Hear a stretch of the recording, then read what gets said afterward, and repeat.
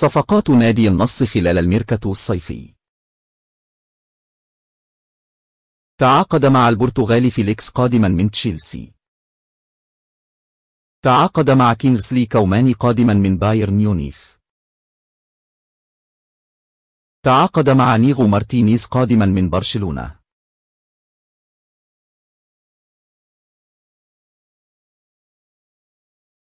صفقات نادي الهلال خلال الميركاتو الصيفي.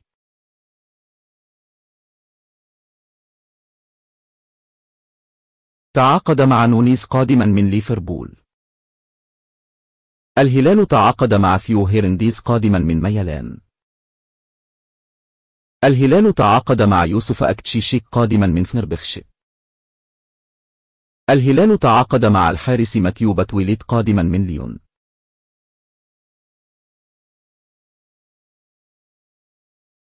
صفقات الأهلي خلال الميركاتو الصيفي. الأهلي تعاقد مع أنزوي ميلوتا قادما من شتوتغارت. الأهلي تعاقد مع ماتيوس غونسالفيس قادما من فلامينغو. الأهلي تعاقد مع فالنتينا تنجانا قادما من ريمس الفرنسي.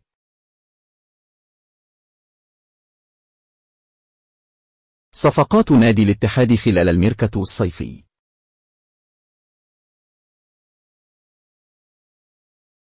الاتحاد تعاقد مع روجر فرنانديز قادما من سبورتينغ براغا. الاتحاد تعاقد مع محمدو دومبيا قادما من أنتويرب. الاتحاد تعاقد مع كارلو سيميتش قادما من أندرلخت.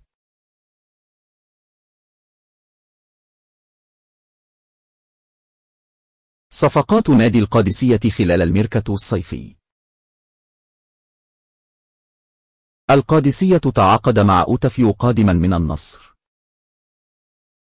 القادسية تعاقد مع ريتيغي قادما من أتلانتا. القادسية تعاقد مع موسعب الجويري قادما من الشباب.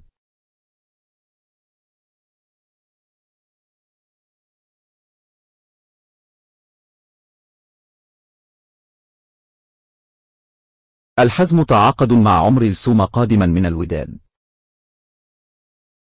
نيوم تعاقد مع لاكازيت قادما من ليون الفرنسي.